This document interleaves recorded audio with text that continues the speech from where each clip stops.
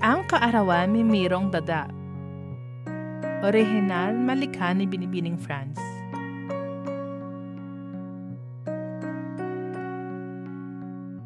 Panibagong umaga na naman. Ngunit ngayon ay hindi lamang isang ordinaryong araw. Espesyal ang araw na ito, lalo na para sa isang pamilya ng mga dagang nakatira sa isang maliit na lungga. Bakit ito naging espesyal? Dahil ngayon ay ang ikapitong kaarawan ng kanilang nag-iisang anak na si Miro. Mabuti, maaasahan, at mapagmahal. Ilan lamang ito sa mga katangiang tinataglay ni Mirong Daga. Subalit, sa araw ng kaniyang kaarawan, ay kapansin-pansin ng hindi maitagong lungkot mula sa nakababatang daga. Para kay Miro, isang pangkaraniwang araw lamang ito. Sa kasamaang palad, walang handa ang magaganap ngayong taon dahil bigo ang kanilang pamilya na makalikom ng pagkain mula sa kamali. Aktibong binabantayan kasi ni Mangging Dudong ang bawat pagkain nasa kamali. Kahit pa noong pakiusapan ng mag-asawang daga, ang bantay ay hindi ito pumayag na magbigay ng kahit nakatiting na pagkain.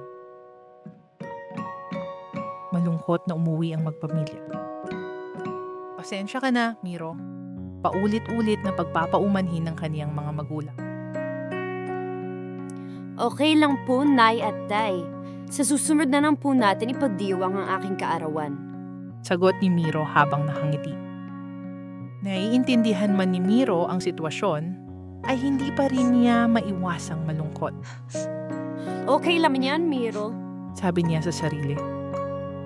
Marami ko pa namang kaarawang mararanasan paglaki mo. Dagdag pa niya. Habang pinapatahan ng sarili, ay tinawag siya ng kaniyang mga magulang. Agad-agad na bumangon si Miro at lumabas sa kaniyang kwarto. Maligayang kaarawan, anak! Pagbati ng kaniyang nanay at tatay.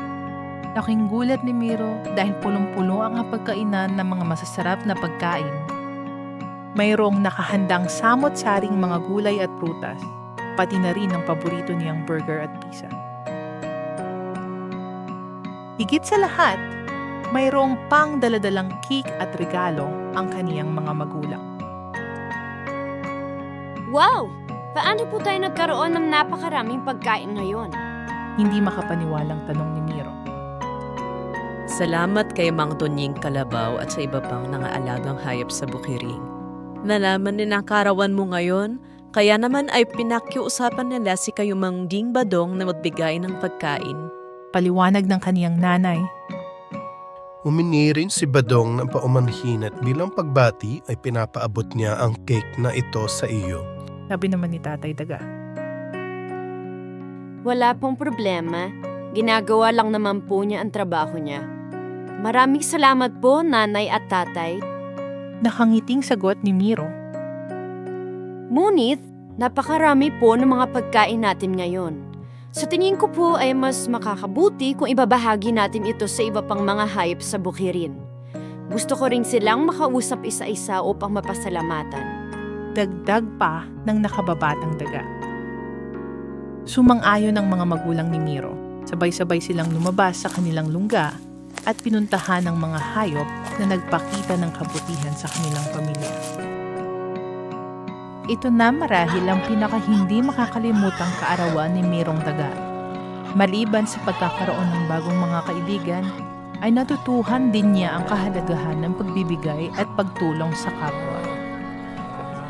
Ipinangako ni Miro sa sarili na sa oras na may makilala siyang nangangailangan ng tulong, ay susubukan niya itong tulungan sa abot ng kanyang makakaya. Tulad na lamang ng pagtulong sa kanya ng mga hayop sa bukirin.